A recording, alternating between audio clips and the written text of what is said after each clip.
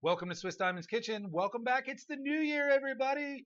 Have I seen you this year? I don't even know. It's been crazy. I may have did one last week. But in case I haven't, Happy New Year. Most of the country, or a lot of the country, 27 states or something, and covered in snow right now. So if you are watching this from the comfort of your house, not going out into the streets, I'm going to cook you a very delicious, very hearty meal. Help keep you warm.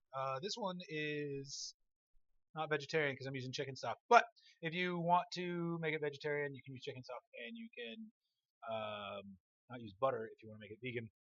You don't even know what I'm making, but that's how you can modify it. We are making mushroom risotto. A lot of people are scared of mushroom risotto. They think it's too fancy. You want to go get it when you're in a fancy restaurant or whatever. You're either been told it takes too long or it's very hard to do or whatever. I'm here to show you it is simple, it is easy, it takes a little time, but not a ton. We'll probably be here for about 25 minutes.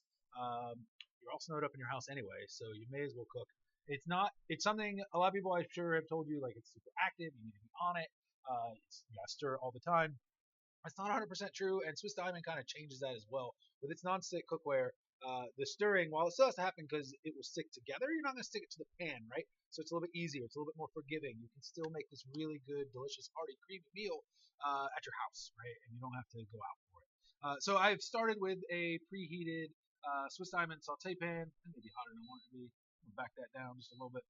We're going to do it over medium heat. First step is we're going to get our mushrooms. I found oyster and crimini mushrooms at the grocery store. Really, whatever mushrooms you like, you can do them with button mushrooms. I do highly suggest that you use some kind of wild mushrooms, something that's not just the wild or not just the button mushrooms, just because it gives it a deeper, more complex flavor. But gosh, if that's all you have, if you're snowed up and you're not going to the grocery store, it's going to be just as good. Normally, I would say take your mushrooms out, wash them right away. Store I get them from does that, so we don't have to do that. So what we're going to do is we're going to slice our mushrooms. Criminis and buttons are about the same size, super easy. Take one piece and you just kind of go down like this. Careful, get a really sharp knife. It's easier. Swiss Diamond has got into the knife game, so I have this Swiss Diamond Santoku blade that is super nice. Guys, I've been asked a couple of times to do a knife video, so I'm going to do that later in the week, or later in the month, sorry.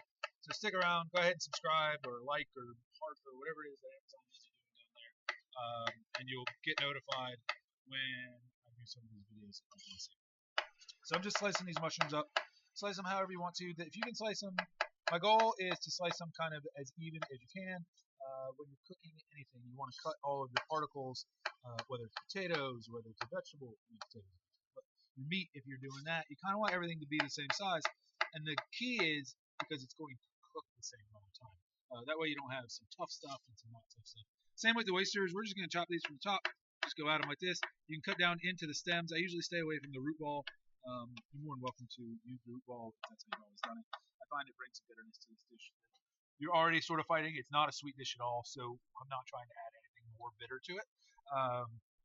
You'll notice that I am putting a little bit of acid with the wine, but it's early, right? So it cooks out. The sweetness of the rice comes out, but the only sugars you're getting are from the rice itself. So you may notice I just said rice and not risotto. Risotto is a rice. I put a pat of butter in. It's not quite a tablespoon, just enough to get you a good paste on the bottom. Risotto is a rice. It is a thick rice that I mean, honestly, it takes about the same amount of time to cook as everything else, but it's got a ton of starch in it. It's extremely high starch rice. And so what that does is gives you the creaminess that we're going to get out of this. You'll see that at the end there, if you've ever had it, you'll think that, man, there's got to be a lot of cream in there.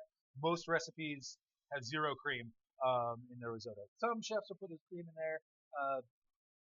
I don't know why. It adds a flavor, right? It adds another fat is what it does, right? It adds a layer of depth. But I don't believe it needs it, and a lot of us won't put it in. And you'll see today, I'm just going to use chicken stock water and wine. So with the mushrooms, either salt them before or salt them as you put them in. What I did is I slid, there we go, the butter across the bottom just to have a layer of fat. It helps the mushrooms begin to brown. From there, 2 decent pinches of salt over the top. Let it sit. Now we're not going to touch this for a couple minutes. If you want to cover it, you can. You don't have to. I'm not going to. I want them to crisp up a little bit. In the meantime, we're going to cut our vegetables. We're going to do 1 onion and 1 gigantic layer, or what is this called? Clove of garlic. Excuse me. The store had monster ones, so the package didn't say it was any different. I think it was just what they had. So with an onion, we're gonna do a medium dice. Again, watch our video in a couple weeks. We'll kind of go through all of that. But we're just gonna take the skin off of it, cut it in half, take the skin off of it. We'll cut down the lines or down the ribs of the onion, and then across them, and it'll give us a dice. Onions are one of the easiest vegetables to dice, even though people are scared of them. And I think people are scared of them because if you don't cut them this way, they get slidey and the knife gets a little wonky, and people probably cut themselves. But we want you to cut correctly. We want to cut things the right way, so we don't have to worry about cutting ourselves or having anything be different, right? So what we're doing, same thing with the onions. We want to cut them uniformly or as close to as possible. So we're going to cut down the lines of the ribs here. I'm going for medium dice, so around 1/8 of an inch, give or take. What's that? 3 millimeters, 4 millimeters. I don't know. Just make them even. That's really what we're going for. Onion's not the star of this dish, but the onions are going to be the star of the smell. So you're going to want to have a lot of surface area, because what this is going to do is this is going to bring in your neighbors from outside. You know, the ones outside shoveling their snow while you're inside watching something on TV. Me, currently. This is going to have them knocking on your door. The smell on this is amazing, and so your whole family is going to get behind it. They're going to really enjoy it. Garlic, same thing. We're going to give it a smash to break the skin. More of a smash. Man, these are strong. Oh, there we go.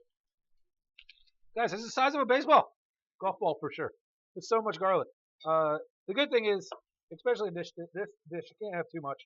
So I'm just going to slice it down as well. So with garlic in this dish, I like to use slices. Oh, I think I have to slice these slices in half. I like to use slices as opposed to mince. So we're just going to slice it real thin. You can mince it. You can do whatever you're more comfortable with. Garlic is the star of the show, but it has so much time to cook that it's going to cook down. You don't have to worry about having a big chunk of garlic in your mouth. So I'm just going to slice them really thin.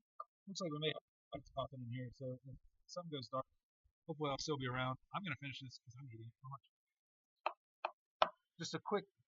I did a quick dice. I know I said I wasn't going to, but this is so big. Okay.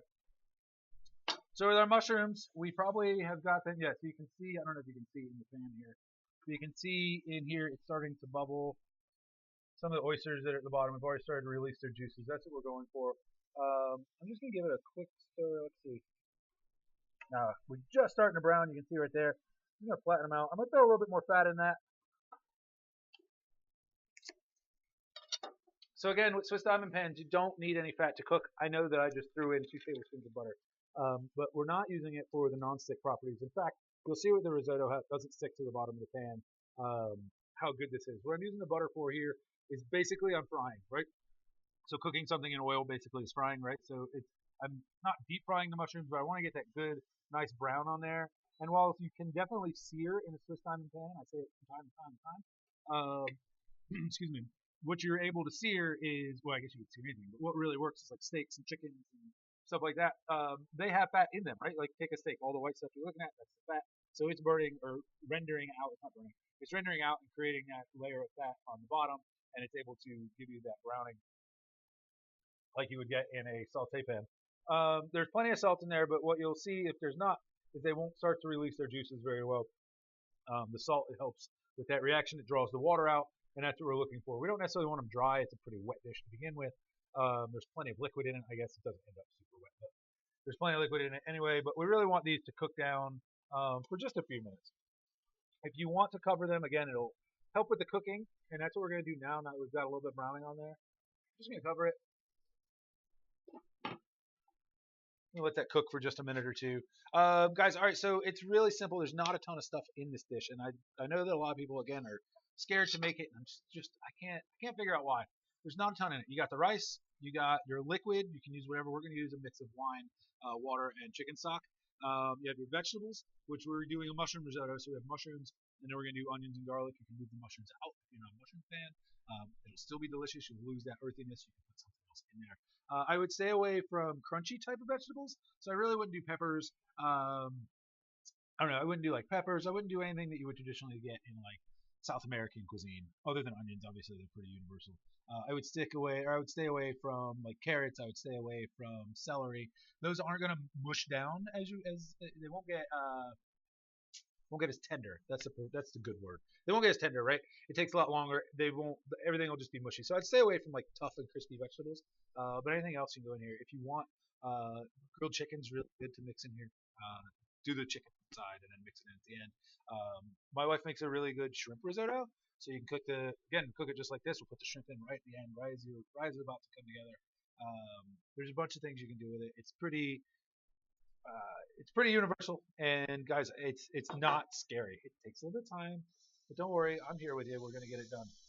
You can go back, start this video from the beginning, and do it with me, and then we'll be done at the same time.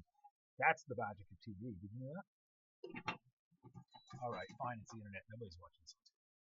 But it's okay. All right, so those are pretty close. You can see we still have some that look a little bit raw, so we're just gonna kind of get those towards the bottom. We're not cooking them all the way through. This isn't like we're not cooking them for like a pate or anything like that. Sorry, we are cooking them all the way through. We're not dragging them all the way to like the end of where they can be. We just want to get them cooked down, which we're almost there. So next step is we're going to get our risotto. If you don't have your risotto, go ahead and get it open. This has a seal in it, I'm sure, as well. Oh, look at that. It comes off when you open it. So you're going to do a cup of risotto for every 4 people you want to feed. So that's kind of the magic number. There's no magic. So with rice, you want to do what? 1 cup of water or 1 cup of rice for 2 cups of water. It's a 1-to-2 ratio. There's not really the magic ratio with risotto. The rice doesn't absorb it at the same amount. You'll see we're going to have a lot of liquid go in here, but a little bit at a time. But what you do want to know is it's about 1 cup for every 4 people, or a quarter cup per person is what you're looking for. If you're doing this as a main, if you're doing it as a side, obviously you want a little bit less. All right, we're going to take the mushrooms. They are pretty much done. We're just going to put them aside, put them on a plate, put them in a bowl, wherever. Don't worry, they're coming back. But we don't want to overcook them, but we did want to cook them on the pan by itself. If you want to, you can do these at if you have 2 burners, obviously. You can cook the mushrooms at the same time. And you can do this step first and then get the mushrooms going. All right, so what we're going to do is we're going to crank this thing up to pretty high. I'm going to go in with another tablespoon of butter.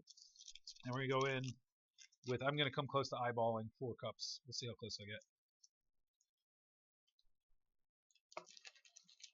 Again, since there's not a magic ratio of liquid to rice, it's a little bit less important to make sure that you have, 1 cup of rice, that way you have 2 cups of water, more liquid. A little bit less important there. So we're going to go, again, another tablespoon of butter. Same reason, we're frying this off. I don't need the fat for this. I want the fat for frying this. There's obviously no fat in this rice. So we're going to go in. Let me turn that down. With a cup-ish. Yeah. If you're serving, so this is a good thing to make. This scale so easy if you guys are going to cook for the neighborhood, if you're doing some kind of party, if you're, I don't know, you're out and you have a bunch of people coming and you just want to give them a little bite or whatever, you can cook that whole thing in the same amount of time we're doing this. There really is no added time. So what we're doing here is we're just going to kind of mess this around. You want it just to start to see color on there. You don't want a ton of color, just to start to see it. Guys, I may have missed that. I should have done the onion and garlic. We'll be all right. Can you guys grab me a plate or something? Or a bowl? Oh, yeah, perfect. So the next step isn't that. The next step is onions and garlic, which I had cut right here, and I talked right past it. So we'll go ahead and get this fried down just a little bit. Oh, that's a mushroom. Boop. So you can see we're just starting to see the color on that. That's what we're looking for. It doesn't take a long time. This part you do want to be there for. I'm just going to move that over here so we can get those onions and garlic going, and then we'll be ready. All right, so that was step 3, and now we'll go back to step 2, because that's how I like to do things. I like to not know how to count. Okay, same thing. Back on there, medium-high heat. Another tablespoon of butter. Half tablespoon of butter. You don't need a lot here.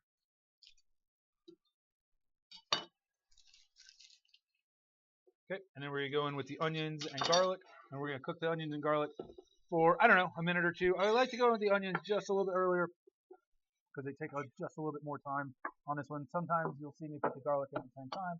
Sometimes the onion first. Really, onions take longer to cook than the garlic does. And since I want to bring these to kind of translucent, I'm not looking to get any browning on the garlic. All of the browning, all the caramelization flavors you're going to get are from the quick brown we did there and from the mushrooms that we did earlier. Guys, I ate something earlier and burnt my tongue, and now it's got all those little bumps on it, and I can't taste anything, and it hurts, and it feels weird to talk. Got that going for me today. Welcome to the new year. Um, Guys, if your New Year's resolution is to eat a little bit more healthy, Swiss Diamond's there for you. We can cook. We help you cook without fat. We help you. You don't need all the oils and everything to cook to keep things from sticking to the pan. Especially if you're going to try to do like high protein, low carb meals, and you're doing a lot of eggs. Swiss Diamond, you can go back and watch a bunch of what I've done, but you can do eggs, no oil or anything if that's what you want, no butter. Just crack them in the pan, let them cook, flip them, you're done. This meal here is relatively healthy. I mean, there's rice in it, but you just put a little less butter in it than I did, and you're good to go.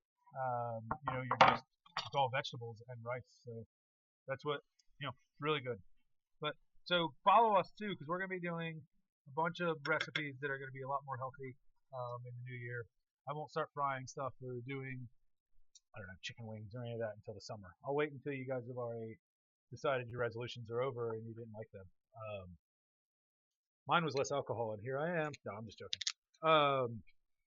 So we're just going to get those cooked down just a little bit. Again, we're just getting translucent with the onions. That's where we're going. This takes about 2 to 3 minutes. We're not trying to cook it down. I don't need them sweated all the way out. I don't want them to start browning. Excuse me. I just want to bring them down just a little bit. Again, we're going to be cooking in liquid for a while, so you don't have to worry about them being a big chunk of onion or a big chunk of garlic in your mouth when you eat. It's really for flavoring. All right, so that's about as far as we're going. They started to turn translucent. That's perfect. You can go a little deeper if you want to. If you want to caramelize them, go for it. But we're not looking for the sweetness really from the onions. Again, this is not a sweet dish. It was not made to be a sweet dish, and honestly, I don't believe it would be that good if it was a sweet dish. So we just put the rice in, give it a stir. Now we're going to crank this bad boy up to high.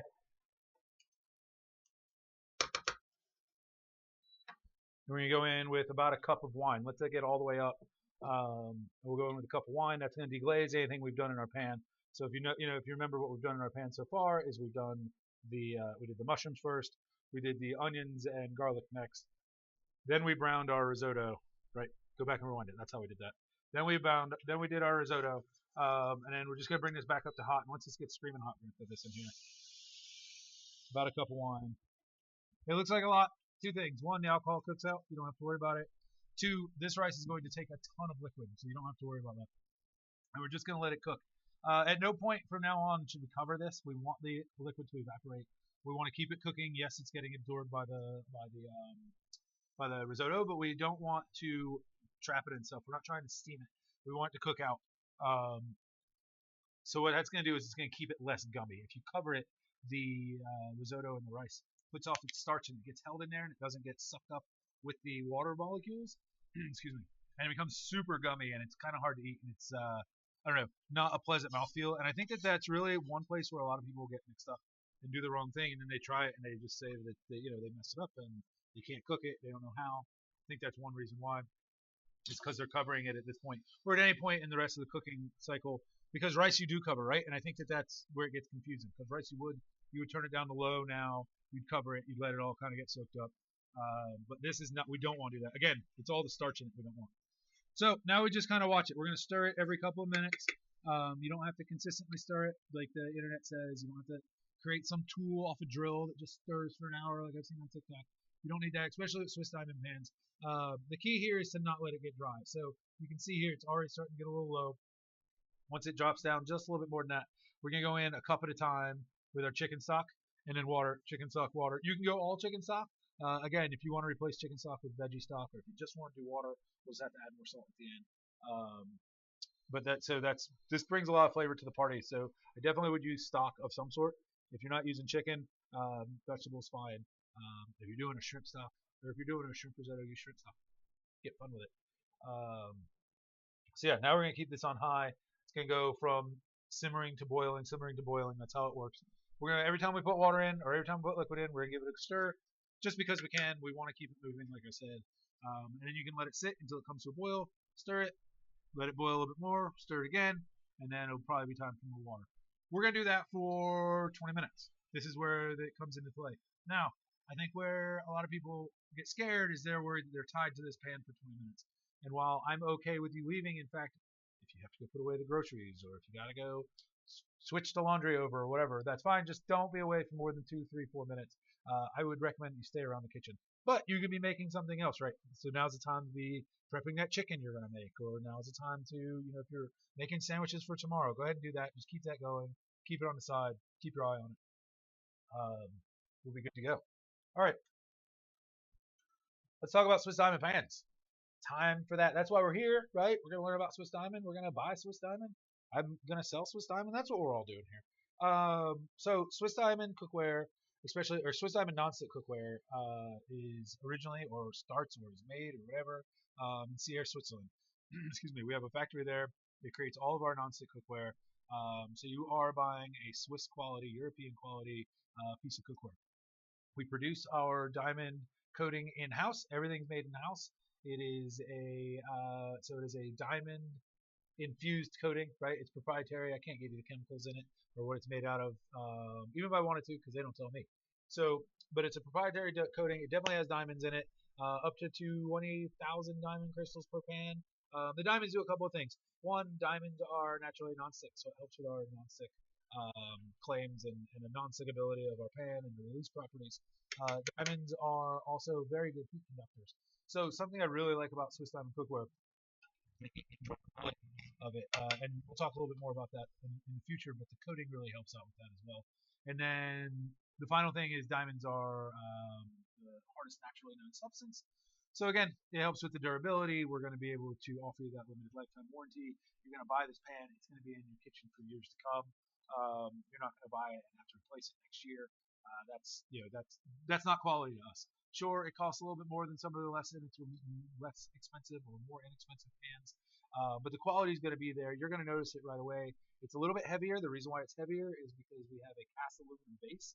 So that's the whole pan part is cast aluminum. The reason why we use cast aluminum is one, it'll never warp on you. You don't have to worry about warping or spinning or anything like that. The pan is the shape it's going to be forever unless you melt it.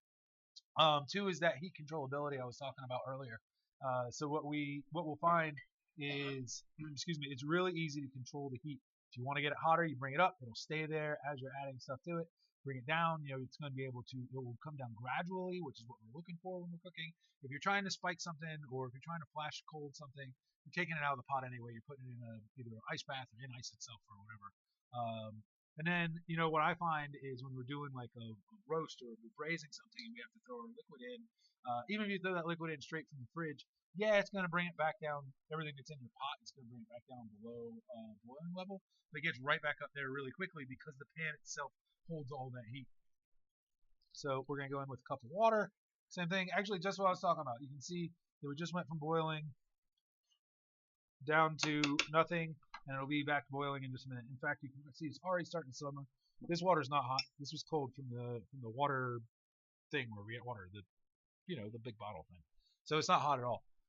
Excuse me. And it's already back up to a simmer. So these pans are really good heat conductors. The few seconds longer it takes to heat up makes up for its time in cooking long term. As far as keeping heat there, as far as being able to control your meals, you're not getting real hot. And then, if you throw a piece of steak in a really thin pan, it goes scorching hot and you start to sear the outside, and it brings that pan temperature down so much that it can't cook into the inside of the steak. So now you have a scorched outside and the inside's still blue raw and nobody wants to eat it. And you convince yourself that that's how you like steak. Very few people like it blue raw. You can't lie to me. So this is going to help with that. The handles, the lids, everything, the whole pan can go in the oven up to 500 degrees Fahrenheit. So if you're cooking something and then it says finish it in the oven, you don't have to move it to another pan. You don't have to worry about can the lid go in. You don't have to worry about any of that. Throw it in there. Your oven at home is probably not going above 500 degrees anyway. So just toss it in there. You'll be able forever, I guess. I don't know. As long as your meat's going to burn before the pan is no good. It can, like I said, it can sit at 500 degrees. What else did I miss? The lid. So if you buy something, so this particular pan is a saute pan. What did I just do? No. I got a new burner, guys. I've been yelling about a new burner forever. I got one. I'm still learning it. I believe that kind of like an iPhone, when you touch it with water, it starts to do things on its own. So when I just start it. Anyway, so if you buy like a saute pan or most of our pans, fry pans, some fry pans, it's going to come with a tempered glass lid. The lid, like I said, is tempered glass, so if you drop it, it's going to break into a bajillion pieces. And while that's kind of annoying, it doesn't break into shards, so it doesn't go in your foot, so that's better. You have a stainless steel rim. That's to help protect the pan. It's to help protect the lid. And you can see it creates a pretty tight seal. Again, we don't ever want to create an all the way tight seal. That's a pressure cooker that turns into a bomb because we don't have anything that's holding. Like, we don't want to do that. We have a patented knob on the top that has steam release. Guys, I don't know if you can tell. This is a good steam thing. So we've got this closed. You can see there's almost nothing coming out. Steam will escape from the outside. Again, that's on purpose. We'll open this up. Was it open? I'm confused. No, there we go. Now it's open. Now you can start to see it. I don't know if he's got it right, but you can start to see all the steam come out of here. It does, and you can see all of the bubbles popping around here. The steam is actually escaping. So this lid will create a very arid environment while still having the lid on, which is something that a lot of people are really looking for. All right, so with the risotto, we're just going to keep stirring it. We don't have to stir it a bunch. This time I'm going to let it get down pretty close to the end. We're at 3 cups of liquid. Yeah, we're at 3 cups liquid, so we're probably close to where it needs to be. Usually it's 1 cup to 1.5, or no, sorry, 1 cup to 2.5, 1 cup to 3 cups of liquid. The alcohol boils off a little faster, so you can't count that as a whole cup. But so when this gets done, we're going to do is we're not done, but when it gets a little closer to the bottom, we're going to taste the rice. We're going to see where it is. We want to make sure it's tender. So what we're looking for is tender, almost like an al dente pasta as far as the rice is concerned. We don't want it to get to where it's gummy. And it will never be like fluffy, like if you're looking at sushi rice. That's not where it's going. It'll never get there. You'll end up overcooking it and become gummy way before you get there. So it's not what you're looking for. We want it to be more like a pasta. So think an orzo pasta, but with a little bit more bite. That's kind of what we're looking for here. So it's going to have a little bit more texture. It is a little bit harder, but you don't want to bite into it and be biting on feel like you're biting on little pebbles and you have to crunch through it. Then it's not quite done. So we're just, again, this is going to be the last time. I think we're going to put liquid in, but we'll find out. So to prepare for that, we're going to get our mushrooms because those are going to go in towards the end. We're going to get our Parmesan cheese. We'll probably need more salt and more pepper, but we will taste and find out. Guys, so with this meal, we already put salt in the mushrooms. We put salt on the onions, and there's salt in Parmesan. So I want you guys to not salt it until you taste it at the end on this one. I know usually at this point I'm already tasting sauces and figuring out if we need to put more seasoning in it. We're not going to do that here. I want you guys to taste it at the end at the side because you will quickly, if you salt this to where you want it, once you start throw these ingredients in, you're going to quickly upsalt yourself. You're not going to like it. And then back to the beginning. This is where you would throw in, at this point, throw in any spices that you'd want to use. If you want to put in Italian seasoning, you want to put in red pepper flake. If you're doing if you're doing a shrimp one, you want to put in Old Bay. Whatever you're putting in, this is kind of where it would go when you're about 2 or 3/4 of the way done. Yeah, we may add liquid one more time, but this is what's going to happen. It's going to draw those flavors into the rice, into the dish, and that's kind of what we're going for. Don't do those at the beginning because that stuff can burn. And with it boiling for so long, they get too soggy and kind of release all their flavors, and it's not going to be quite really what you want. So you can see it's starting to thick up, and this is going to thicken up quite a bit really quickly. That's kind of once you get the water down to the liquid down to kind of the end here, it'll thicken up real quickly. So this is where you want to make sure that you're stirring it. Again, guys, the whole time I was talking, I stirred it 2 or 3 times. I did not stir it the whole time. You can see in here that there's nothing sticking. I'll show you again, but there's nothing sticking to the bottom. I think that's what people really get worried about and have problems with when they're cooking risotto in like a stainless steel pan. You got to keep it moving with those. You got to put more fat in. You got to put more fat in. And here we don't have to do that. Swiss diamond pans really have made this an easy dish. Again, time consuming. Yeah, you're not gonna be able to stop that because you have to cook rice from scratch. But it's relatively easy. I've been able to talk to you the whole time. I've been lackadaisically doing things. It's not a keep on it the whole time. What I do say though is when you get down to this part, whether we're putting more liquid in or not, when you get down to where you can really see the bubbles look like they're coming up from the bottom of the rice, try to keep it moving at this point. This is where you could scorch it, and we're trying again. I don't want any scorching. Excuse me. I don't want any caramelization on anything. So this is where you just want to keep it moving. Not 100% of the time, just keep it moving. Make sure your liquid's evenly distributed. At this point, I'm gonna go ahead and take my spoon and give it a taste. Right now, I'm not tasting for salt or seasoning. I just want to see how far along we are with the rice, and make a decision if we're going to go back in with more liquid or not. At this point, if we do need more liquid, we're going to do a half cup at a time instead of a full cup. Unless this is still really raw. No, we're pretty close. I'm going to go one more half a cup. with this.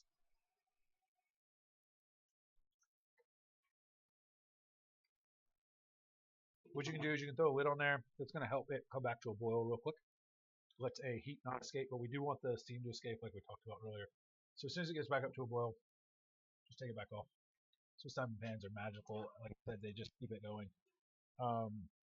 We may need a whole nother cup, but I think we're going to be okay there. So I am going to throw some Italian seasoning in it just because I have it here. You don't have to. Salt, pepper, mushrooms is going to be plenty with this cheese to impress people, and more importantly, for you to have now cooked risotto at home and not be scared of it. That's really what we're going for. And look, we have 3/4 of a bottle of wine, so we can have a couple glasses of wine and then we'll enjoy it anyway. Right? So even if you don't like it, you plan half hour. This is so if you were doing something with meat, if you were going to put shrimp in, if you were going to do a chicken-based one, once you're down to this, once you're down to, again, I'm going to guess 5 minutes left. Go ahead and put the shrimp in. Your chicken needs to be pre-cooked. We're not going to cook the chicken in here. I would grill chicken, but you can go ahead and put that in. Let it start getting warm. It'll start to break apart. I don't know. I've done some sausage risotto. Again, I'd have all the meat except for shrimp. I'd already have it browned out. But this is kind of the time. Or any other vegetables. So if you, I'm not sure what vegetables we would use. Let's say we're doing. Those would have went in earlier. So sweet potato risotto. You would have put the sweet potatoes in kind of right away. What did I do? No? Okay. But if you have a soft vegetable that you didn't need cooked throughout the whole thing, you can make that the star. Now it's kind of the time. Again, we're going to put the mushrooms in just a minute when this gets lower. Even if I have to put another little bit in of liquid, we're going to put the mushrooms in anyway. Let them get warmed up. Let them release their juices again. Kind of incorporate everything. Because there is still some liquid left in the juice. Or, I'm sorry, there's always liquid in juice. There's liquid left in the mushrooms. So if it's going to release, we don't want that to affect where we need to be. So I'm going to take those. Go ahead and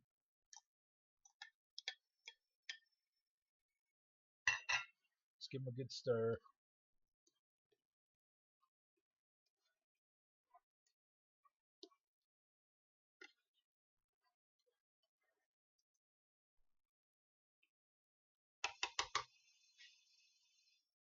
Test this rice again.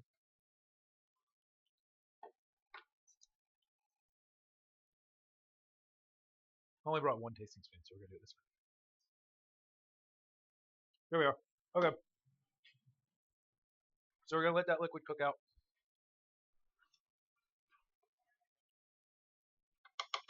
I'm going to add a splash of the white wine just to bring the acidity back to the front. Guys, if you don't want to put the white wine in there, you're afraid it's not going to cook out in time, which it will as soon as it's boiling. But if you're afraid it's not going to cook out or whatever, you can use lemon juice at that point. You're just looking for a bit of brightness on the acidity because we're going to be adding more fat. So fat plus acid is really how you kind of balance food out. If you taste this and it tastes too acidic, put some more cheese in. Same thing if you taste it too fatty with the cheese, we'll put in more wine. But this isn't the time to start going back and forth 100 times. A splash of wine, put the cheese in, I think it'd be good. So I use about a 1/4 cup of cheese. Again, we're not baking, so eyeballing it's fine. You can get it so it kind of melts down. We still have, so you can see how when we do like this, it still is creating water or liquid. We're going to kind of let that boil out. It's only take a few more seconds, probably like 2 minutes. But so we don't want that liquid to pool. That's kind of where we're going. So it's all the way. We're all the way done with the rice as far as tender wise. Where we want. There's not enough liquid in there that you're going to overcook it at this point. But we want to cook some of that liquid out. This should be creamy but not wet. That's what we're going for. And so I'll kind of show you. You can see how it all sits at the top, but that can be deceiving because once you stir it, it looks like there's not any left. So what I always do is just kind of go back. If it creates that little puddle, just keep going, just a couple more minutes. You could serve it right now. It'll thicken up. If you're not going directly into a plate and you're going to set this off to the side, or if you made this for tomorrow, I would actually stop here because it will thicken up. But if you're going to serve it right now, let it go just a little bit more. Yeah, so at that point, I'm going to start cleaning up and just moving stuff off to the side. And that's it, guys. So we have made risotto. I'm going to taste it here in a second. We'll taste it for salt and pepper. Seasoning, I guess, is the way to go about it. Excuse me. And we should be done, if not really close. Where did I put my spoon? Cool. I do have one more, though. I found that. All right. So we taste this for salt. See how it's starting to stick a little bit to the bottom of the pan? I mean, it's not actually sticking, but it looks like it's sticking a little bit to the bottom of the pan. This is, you're done here. You can see how it's trying to stick to itself and it's trying to stick to the bottom of the pan. So we turn that off. How do I turn off? Cool. And at this point, I'm going to leave it on here. So again, the Swiss Diamond cookware will retain the heat. And it's going to boil off that little bit of extra liquid. If you're already satisfied with it, pull the ball. I'm going to serve it right out of this. It's another great dish that you can serve right out of a Swiss Diamond cookware. But if you want to take it, put it in a bowl, serve it, present it that way, present it as a little bit nicer, feel free to do that. Assuming all the flavors are correct, if you have anything green, hit it with that now, like right before you serve it. So if you're going to put parsley on it, or if you're going to do, I don't know, Italian parsley or cilantro, if you're doing kind of a Mexican theme or South American themed, or whatever you're doing with green, throw it on now. We don't want to cook it because the colors will dim quickly. This way they won't. They'll stay bright.